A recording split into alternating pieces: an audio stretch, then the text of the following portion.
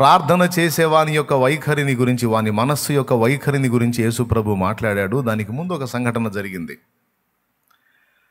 ఆయన అంజూరపు చెట్టును చూసి దాని మీద ఏమీ దొరకనందున దాన్ని శపించాడని రాస్తుంది. పోయేటప్పుడు ఆ మాట అన్నాడు, తిరిగి వచ్చేటప్పుడు చూస్తే మొత్తం వేళ్లతో సహా ఎండిపోయి ఉంది. వాళ్ళు ఆశ్చర్యపడ్డారు. అలా మాట పలికాడు, ఇంత దారుణంగా అయిపోయింది ఏంటి అని వాళ్ళు ఆశ్చర్యానికి గురైతే, నేను పలికిన మాట జరిగిందని మీరు ఆశ్చర్యపడాల్సిన అవసరమేం లేదు. మీలో ఒకడు ఈ కొండను చూచి నువ్వు ఎత్తబడి సముద్రంలో పడవేయబడుమని మనస్సున సందేహింపక పలికిన ఎడల, తాను పలికినది నిశ్చయముగా జరుగునని మనసులో సందేహం లేకుండా నమ్మిన ఎడల తప్పకుండా అది జరుగుతుంది. కాబట్టి మీరు ప్రార్థన చేయనప్పుడెల్లా, మీరు ప్రార్థనలో ఏ సంగతులను అడుగుతారో వాటినెల్లను కూడా పొంది ఉన్నామని మీరు నమ్మండి, తప్పకుండా అవి మీకు దొరుకునని వారితో చెప్పాడు. అంటే ప్రార్థన చేసేవాని యొక్క వైఖరి, మనస్సు యొక్క వైఖరి ఎలా ఉండాలంటే అందులో సందేహం ఉండకుండా జాగ్రత్త పడండి అన్నాడు. ఏ అంశాన్ని గురించి అయినా మీరు ప్రార్థన చేసేటప్పుడు అవి నీ శరీరానికి సంబంధించిన విషయాలు, ఆత్మ సంబంధమైన సమస్యలకు సంబంధించిన విషయాలు ఏవైనా నువ్వు దేవుని దగ్గరకు వచ్చి దేవుణ్ణి అడుగుతున్నప్పుడు మనస్సుని నువ్వు ఎలా బ్యాలెన్స్ చేసుకోవాలి, మనసులో ఎలాంటి విధానాన్ని కలిగి ఉండాలనేది మొదటి పాఠంగా మనకు నేర్పాడు. ప్రార్థించే వాని యొక్క మనోవైఖరి అది విశ్వాసంతో నిండినదై ఉండాలి. అందులో ఏ కోశాను కూడా సందేహము ఉండరాదు. ఒకవేళ సందేహంతో అడిగితే ఖచ్చితంగా దొరకదనే. తన మనసున సందేహింపక అడిగిన ఎడల వాడు పొందుతాడు. సందేహం లేకుండా మనసున అడిగేవాడు పొందుతాడు. అంటే సందేహించేవాడు పొందడు అని. దీనికి జంట వచనం యాకోబు రాసిన పత్రిక 1వ అధ్యాయము 5-6 వచనాల్లో ఉంటుంది. మీలో ఎవరికైనాను జ్ఞానము కొదువుగా ఉన్న ఎడల అతడు దేవునిని అడగవలెను, అప్పుడు అది అతనికి అనుగ్రహింపబడును. ఆయన ఎవరిని గద్దింపక అందరికీ ధారాళముగా దయచేయువాడు. అయితే అతడు ఏమాత్రమును సందేహింపక విశ్వాసముతో అడగవలెను. సందేహించువాడు గాలి చేత రేపబడి ఎగిరిపడు సముద్ర తరంగమును పోలియుండును. అట్టి మనుషుడు ద్విమనస్కుడై 2 రకాల మనస్సు కలిగిన వాడై తన సమస్త మార్గముల యందు అస్థిరుడు గనుక ప్రభు వలన తనకేమైనను దొరుకునని తలంచుకొనరాదు. దేవునికి స్తోత్రం కలుగునుగాక. హల్లెలూయా. ఇక్కడ ఏమంటున్నాడు? 2 రకాల మనస్సులు అంటే సందేహంతో నిండిన మనస్సు, సందేహం లేని మనస్సు. సందేహం లేని మనసు అన్నా ఉండాలి, లేదా సందేహంతో ఉన్న మనసు అన్నా ఉండాలి. అటు ఇటుగానోడు అనమాట. అడుగుతాడు దేవుడు ఇస్తాడని మళ్ళీ డౌట్ పడుతుంటాడు. ఏమి అడుగుతుంది దేవుడు ఇస్తాడని పాపం ప్రార్థన చేస్తుంది, మళ్ళీ నమ్మకం కుదరదు, ఏమో అయిద్దో కాదో అనుకుంటా ఉంటుంది. ఇలా ఈ 2 టైపుల మైండ్ ఉన్న వాళ్ళకి, లేదా ఈ 2 విధములైన మనసు ఉన్న వాళ్ళకి కార్యసిద్ధి కలగదు అని పచ్చిగా చెప్పాడు. కాబట్టి ప్రార్థించే వాని యొక్క మనోవైఖరి మొట్టమొదట ఎలా ఉండాలంటే అది విశ్వాసంతో నిండిందై ఉండాలి. నువ్వు వచ్చి అడుగుతుంది భూమి ఆకాశములకు సృష్టికర్త అయినటువంటి దేవుని గురించి. ఆయన సన్నిధిలో, ఆయన ఎదుట, ఆయన పరిచర్యకు సంబంధించి కావచ్చు, ఆయన ప్రజలకు సంబంధించి కావచ్చు, నువ్వు ఏది అడుగుతున్నావో అది ఆయన నిశ్చయంగా ఇస్తాడనే విషయంలో నీకు డౌట్ ఉండకూడదు. ఉంటే అది నువ్వు ఎట్టి పరిస్థితుల్లో పొందవు. నువ్వు టైం వెచ్చించి ప్రార్థించినా అది వ్యర్థ ప్రయాసే అవుతుంది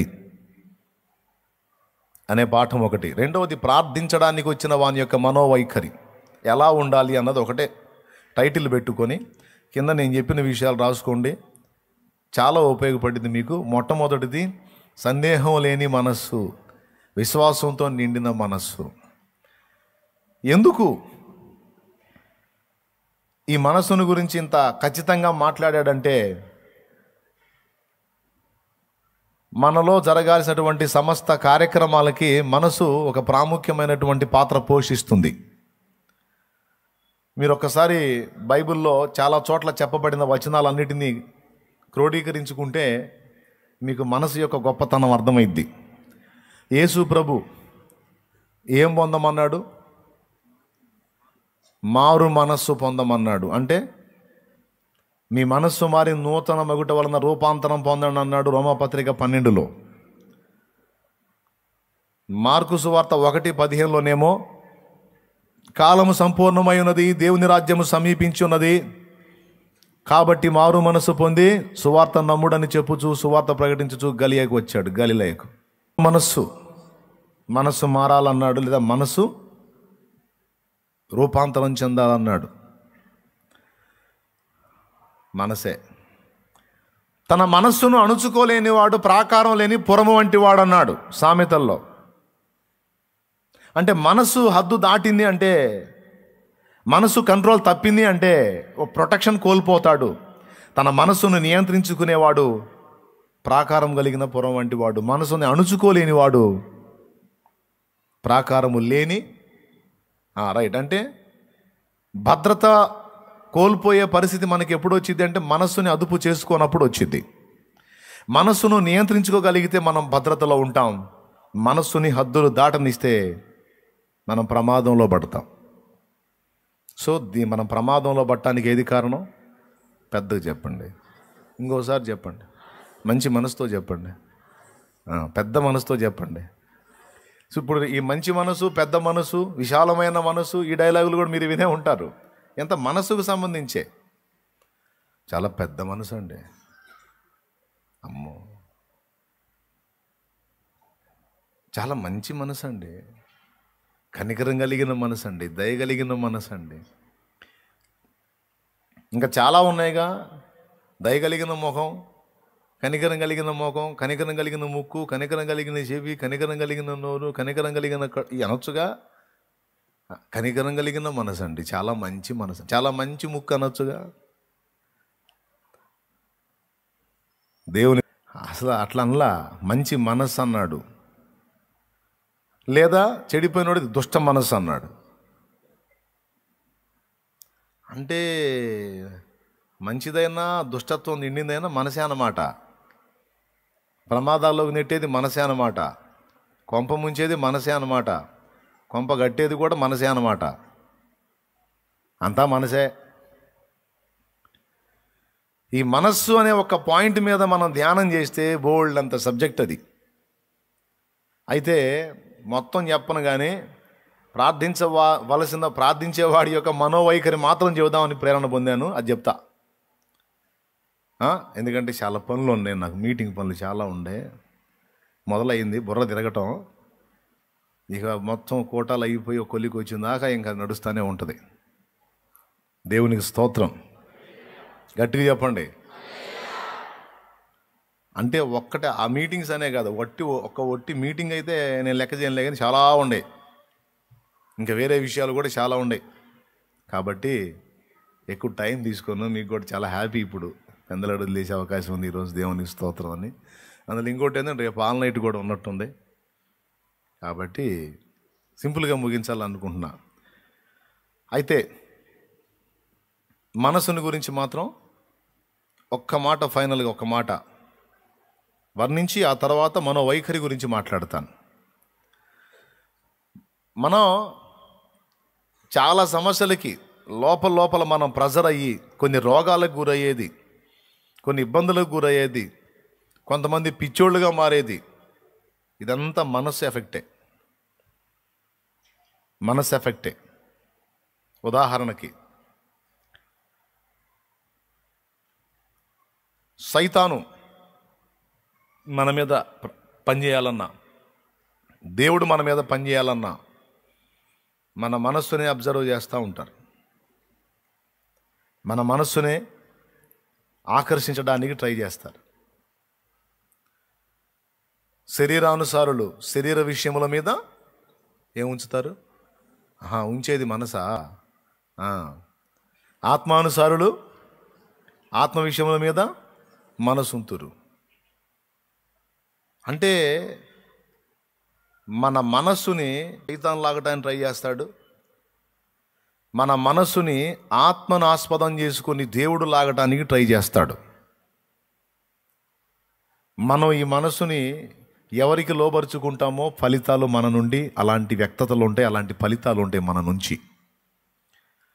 అందుకే మీ మనసు దేవుని వైపు నిలపండి.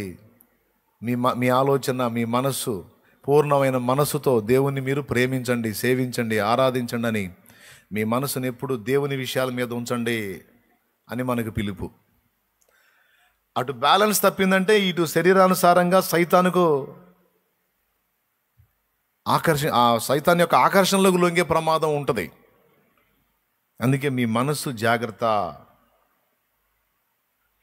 అని చాలాసార్లు బైబిల్లో హెచ్చరికలు జరిగినాయి. రోగాలకు గురవుతారు అన్నాను. మనసును బట్టే రోగాలకు గురవుతారు. సహజంగా మానవ శరీరానికి దేవుడు కొన్ని సంవత్సరాలు, ఇప్పుడు కొన్ని ఈ మైక్ ఉంది, గ్యారెంటీ ఉంటుంది కదా, గ్యారెంటీ. మీరు ఈ మైకుని కింద పడేయకుండా, నీళ్ళలో వేయకుండా, అగ్ని చేత కాల్చకుండా మైకుని పద్ధతిగా మైకులాగా వాడితే మీకు ఇదిగో ఈ 3 సంవత్సరాలు గ్యారెంటీ. రిపేర్ వస్తే మాది బాధ్యత, అవసరమైతే కొత్త పీస్ ఇస్తాం. మీరు ఎక్కువ మొత్తంలో పెట్టి కొంటున్నారు కాబట్టి గ్యారెంటీ ఇస్తారు. అలాగా మన శరీరానికి కూడా మినిమం 70 ఏళ్ళు గ్యారెంటీ.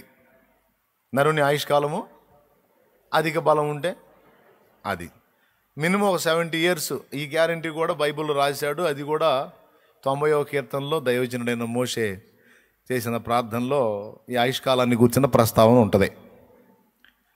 మినిమం 70 ఇయర్స్, 70 ఏళ్ళు.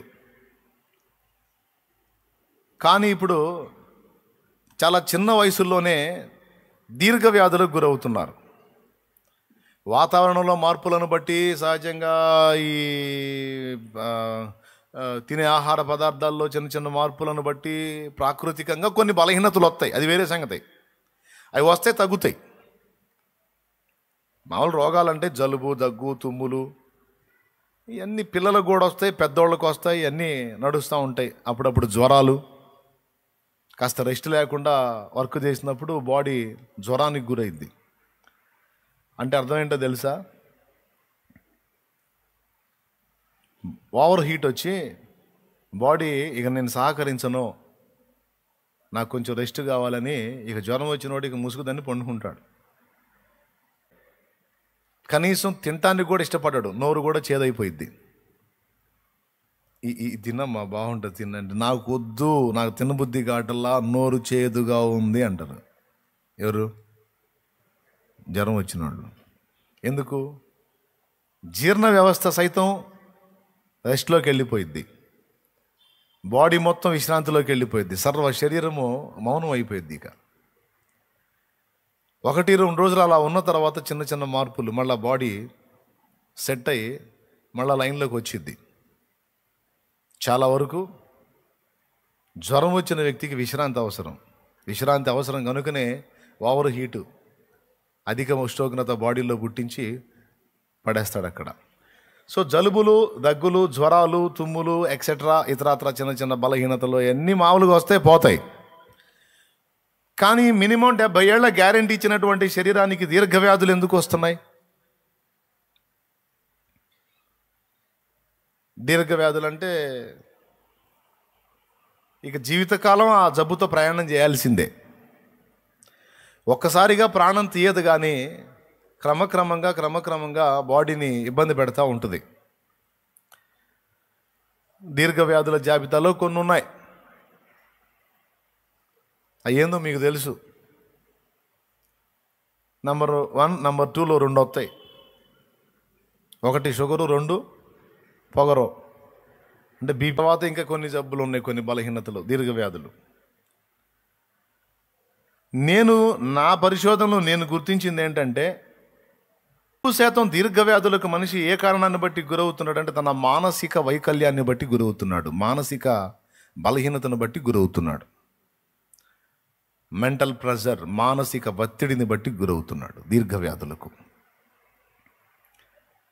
ఆ మానసిక ఒత్తిడి లేకపోతే మెంటల్ ప్రెషర్ అనేది ఒకవేళ మనం కంట్రోల్ చేసుకోగలిగితే దీర్ఘ వ్యాధులు సైతం వెనక్కి తగ్గుతాయి. అర్థమైందా? అంటే బ్రాండెడ్ జబ్బులు కూడా, అంటే కంపెనీ జబ్బులు కూడా ఏది అటు చూస్తారు, కంపెనీ బ్రాండెడ్ ఏందిరా జబ్బులు పేర్లు అని అనుకోవద్దు. నేను చెప్తున్నాను కదా, ఫలానా అంటే ఆహా అదే ఇంక అయిపోయినట్టేగా, ఇంకా తగ్గదు అది. అసలు రాకుండానే ఉండాలి, వస్తే ఇంక అయిపోయినట్టే అంటుంటారు వీళ్ళే. నేను చెప్తున్నాను, మానసిక ఒత్తిడి విషయంలో కానీ కొంచెం బ్యాలెన్స్ కాగలిగితే దీర్ఘ వ్యాధులను కూడా కంట్రోల్లో పెట్టవచ్చు.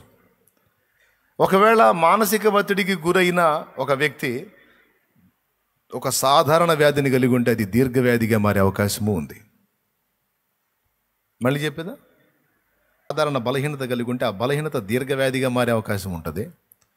ఒక దీర్ఘవ్యాధికి గురైన వ్యక్తి తన మానసిక స్థితిని కానీ కొంచెం ఆ వైఖరిని మార్చుకోగలిగితే, ఆ ఒత్తిడిని కానీ తగ్గించుకోగలిగితే అది కూడా వెనక్కి తిరిగే అవకాశం ఉంది.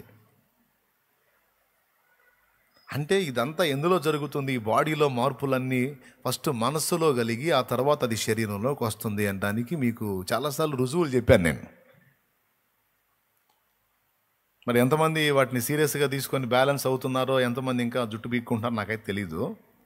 అంటే జుట్టు బీక్కోవడం అంటే ఎప్పుడు బీక్కుంటాం జుట్టు అని బాగా కోపం వచ్చినప్పుడు, ఎవరిని తన్నాలనుకున్నా వాడిని తన్నాది కానప్పుడు, అప్పుడా లేదు. రకరకాల సమస్యలను గురించి మనం ఇబ్బంది పడతాం. ఆ ఒత్తిడి మనల్ని మనకు తెలియకుండానే దీర్ఘ వ్యాధులకు తీసుకెళ్ళిద్ది. మనకి దేవుడు 70 ఏళ్ళకి గ్యారెంటీ ఇస్తే ఇది 30 ఏళ్ళకే పేషెంట్ని చేసిద్ది, లేదా 40 ఏళ్ళకే పేషెంట్ని చేసిద్ది. ఇది నిజమా కాదా? శరీరంలో ముందు బలహీనత ఏర్పడుతుందా, అది మనసులో ఏర్పడుతుందా అన్న ఒక ప్రశ్నకి గతంలో మీకు చాలాసార్లు రుజువులు మాట్లాడాను నేను. ఏదైనా సరే ముందు అలజడి మనసులో స్టార్ట్ అయిన తర్వాత బాడీలోకి వస్తుంది, స్టార్ట్ అయిన తర్వాత శరీరంలోకి వస్తుంది. మనసులో ఒకవేళ అలజడి లేకపోతే శరీరానికి ఏ డోకా ఉండదు. మనసులో అలజడి స్టార్ట్ అయిందంటే శరీరంలో తనకు తెలియకుండానే మార్పులు వస్తాయి. దీన్ని చాలాసార్లు ఎగ్జాంపుల్ చెప్పా, మళ్ళీ చెప్తా. దేవునికి స్తోత్రం.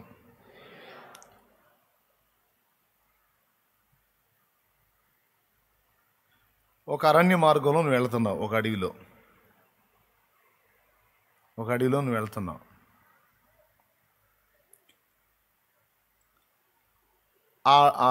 నువ్వు వెళ్తున్నటువంటి ప్రదేశంలో పెద్ద పాము ఒకటి తిరుగుతుంది, కాస్త జాగ్రత్తగా ఉండండి అని చెప్పారు. ఎడారి మార్గం నువ్వు రెగ్యులర్గా అటు వెళ్తా వస్తా ఉన్నావు. ఆ మధ్యకాలంలో ఒక వ్యక్తికి పెద్ద పాము కనపడింది. అది పెద్ద పాము తిరుగుతుంది, జాగ్రత్త, అది మీ ఎదురు పడిద్దేమో అని చెప్పి ప్రచారం జరిగింది ఊళ్ళో. పాము కంటే కూడా మనకు బాగా ఇంట్రెస్ట్గా ఉండే దెయ్యాలు. మా నాన్న చెప్పాడు ఓ స్టోరీ. అత్తగారి ఇంటికి వెళ్ళి వస్తున్నాడు ఓ పెళ్లి కొడుకు. అప్పటి రోజుల్లో కాలినడకనే తిరిగేవాళ్ళు, పొలాలకు అడ్డం పడి ప్రయాణాలు. సరే పెళ్లి చేసుకున్నాడు, భార్యని అత్తగారింటికాడ వదిలిపెట్టాడు, వాళ్ళ పుట్టింటికాడ వదిలిపెట్టాడు. సాయంత్రానికి బయలుదేరాడు వాళ్ళ ఊరు, సొంత ఊరు. అయ్యా పొద్దుపోయింది, ఒక పూట ఉండి రేపు తెల్లారు బావచ్చు కదా, ఎందుకు చీకట్లో పొలాలకు అడ్డం పడి పాములు దెయ్యాలు అన్నారు వాళ్ళు. ఎవరు? ఇతను కొంచెం మూర్ఖు టైపు.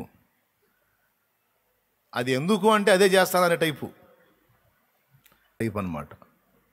అంటే మనం ఏది చెబుతాం దానికి రివర్స్ వెళ్తాడు. వాళ్ళు ఆ మాట అనకపోతే ఉండునేమో అనేటప్పటికి బయలుదేరాడు. కొత్త పంచ, కొత్త చొక్కా, మరి అల్లుడు గారు కదా. అయితే సహజంగా పంచలో అంచులు కుట్టిస్తారు. చీరలకైనా పంచలకైనా లుంగీలకైనా అంచులు కుట్టించుకుంటారు. మనోడు ఏంటంటే అంచులు కుట్టించని పని చేసుకొని తిరుగుతున్నాడు. అంచులు కుట్టించకపోతే పోగులు ఓడుతూ ఉంటాయి కదా, ఆ ప్రాబ్లం ఉంటుంది. నేను చెప్పింది అర్థమవుతుందా? కొంతమందికి అర్థం కాదు ఇప్పుడు వాళ్ళు. పాపం అది పంచేందో అంచేందో పోగులేందో నూగులేందో ఏం అర్థం కాదు. సరే వినండి. ఆయన సరే బయలుదేరాడు, పొలాలకు అడ్డంబడి వెళ్తున్నాడు. ఒక ప్లేస్ ఉంది, ఫలానా కుంట, అక్కడ ఒక దెయ్యం ఉందని ప్రచారంలో ఉంది. ఈ కర్మగాలి అడుగు పోయేసరికి మధ్యరాత్రి అయింది. ఆ కుంట దాకా ఏ ఇబ్బంది లేదు. ఒక జొన్న చేను ఉంది, ఆ జొన్న చేను దాటితే కుంట దాటితే ఇంకే ఇబ్బంది లేదు. ఎడారి అంత ఓపెనే, వెళ్ళిపోవచ్చు. ఈ జొన్న చేను దాటాడు, కుంటకాడికి పోయాడు. కాస్త ఇక్కడే అనుకుంటాగా దెయ్యం ఉందని చెప్పింది, ఉంటే ఏం చేసింది, మనం లెక్క చేయంగా అనుకుంటా పోతున్నాడు. అక్కడే చీకటి. అక్కడి నుంచి ఇక కుంట దాటాడు. తన వెనక ఒక వ్యక్తి నడుస్తున్న సప్పుడు అతనికి వినపడుతుంది. ఎట్లా? తన వెనక గరా గరా గరా గరా సౌండ్ వస్తుంది. ఆగితే ఆగుతుంది, ముందుకు నడిస్తే అది కూడా నడుస్తుంది వెనక. ఇక చూడు, ఏయ్ అంటున్నాడు. దమ్ముంటే ముందుకు రా అంటున్నాడు. దమ్ముంటే ముందుకు రా, కలబడదాం అని 2 అడుగులు ముందుకేస్తాడు. మళ్ళీ జరా గరగర సౌండ్ వస్తుంది. మళ్ళీ ఆగుతుంది. నడిస్తే నడుస్తుంది, ఆగితే ఆగుతుంది. ఇక మనిషి అప్పటిదాకా పైరగాలి, చల్లటి గాలి, ఎంత హాయిగా ఉంటుంది. బట్టలన్నీ తడిసిపోయినాయి, మొత్తం తడిసిపోయినాయి. మనిషి బాడీ అంతా వణుకుడు స్టార్ట్ అయింది. చివరికి వాళ్ళ పితరుల సమాధుల దగ్గరికి వచ్చాడు. ఎక్కడికి పడితే అక్కడ ధైర్యం చెప్పుకుంటున్నాడు. పితరుల సమాధుల దగ్గరికి వచ్చి, ఇదిగో మా తాతోళ్ళ సమాధుల దగ్గరికి వచ్చా, ఇప్పుడు రా దమ్ముంటే మా తాతోళ్ళు చూసుకుంటాను నిన్ను అంటున్నాడు. మళ్ళీ అక్కడ నిలబడి అన్నాడు. మళ్ళీ సైలెంట్గా ఉంది. మళ్ళీ 4 అడుగులు వేసాడు. మళ్ళీ జరా అంటాడు. ఇక మనిషికి గందరగోళం అయిపోయాడు. మొత్తం బాడీ అంతా చల్లగా అయిపోయి తడిసిపోయి గడగళ్ళాడతా పడతా లెగుస్తా మొత్తానికి ఊరు చేరాడు. ఊరు ఎంట్రన్స్లో మీలాంటి పెద్ద ఆయన ఒక ఆయన ఉన్నాడు. పెద్దనా వాళ్ళు బాబాయ్ అంటారు కదా, బాబాయ్ కుంట దగ్గర దెయ్యం వెంటబడుతుందే నన్ను అన్నాడు. కుంట దగ్గర దెయ్యం నా వెంట పడుతుంది అన్నాడు. కుంట దగ్గర దెయ్యం నీ వెంట పట్టం ఏందిరా అంటే, దెయ్యం ఊళ్ళోకి రాదంటారుగా, ఊళ్ళో కూడా వచ్చింది నా వెంటబడి అంటున్నాడు. ఎట్రా ఏంది అంటే, నేను నడిస్తే నడుస్తుంది, ఆగితే ఆగుతుంది. అయితేనే నేను గుండెగల్లోను కాబట్టి అంతం లాక్కుని వచ్చి అయినా వెంటబడి వస్తానే ఉంది అన్నాడు. సరే ఏం భయపడవలేరు, ఊళ్ళోకి వచ్చావు కదా, నాకు కనపడ్డావు కదా, నేను ఉన్నా కదా, ఇంకేం కాదు లేపు, ఇంకాగిపోయిద్దిలే పోరా అన్నాడు ఈయన. ఏం ఆగిపోయిద్దో ఏమో, ఇంకా నాకేం భయం లేదు ఊళ్ళోకి వచ్చాగా. ఒక అడుగు ముందుకేసిన తర్వాత ఈయన చూశాడు. వాడి వెనక, ఆయన వెనక ఆ పంచ పోగుందే, ఆ పోగుకి ఎండిపోయిన జొన్న ఆకు, దాన్ని ఒగిడాకు అంటారు, అది చుట్టుకొని ఉంది. నేను నడిచినప్పుడు అది గరగర ఎండిపోయిన ఆకు కదా, గరగర సౌండ్. ఆగినప్పుడు అదా మరి అది నడవదుగా. ఏం ఫీల్ అయ్యాడు? బాడీ అంతా ఏమైపోయింది, గుండె దడ పెరిగి మొత్తం ఒళ్ళంతా చల్లబడిపోయి మొత్తం బట్టలన్నీ తడిసిపోయినాయి. నీళ్లు పోసుకున్నాడు కానీ ఎట్లా ఉంటాడో అట్లా అయిపోయింది బాడీ. ఈయన అరే అన్నాడు, ఆగయ్యా అన్నాడు. ఏంది బాబాయ్ అన్నాడు. ఈయన ఆ ఒగిడాకి మీద కాలేసి, ఇంకా బోరా అసలు దేవుని ఏమిటి రాదన్నాడు. పోయాడు, ఆకు ఆగిపోయింది, ఇక ఆ గరగర సౌండ్ లేదు. మళ్ళీ వచ్చాడు వెనక్కి. బాబాయ్ పోయిందే నువ్వు అన్నట్టే, ఇప్పుడు రావట్లేదు నాయన గిడితే అన్నాడు. ఇంక రాదని చెప్పే కదరా, ఇంక రాదు పో అన్నాడు. అంటే ఇప్పుడు అర్థమైందా మీకేంది అది అంటే ఒగిడాకునే వాడు దెయ్యం అనుకున్నాడు. అప్పటిదాకా పాటలు పాడుకుంటూ వచ్చినోడు ఎప్పుడైతే ఆ సప్పుడు వెంట మొదలుపెట్టాడో బాడీ అంతా కూడా ఒక ఘోరమైన శ్రమకు గురైంది. ఇది ఆ ఒక్క వ్యక్తి విషయంలోనే కాదు, నీ విషయంలో కూడా జరిగిద్ది.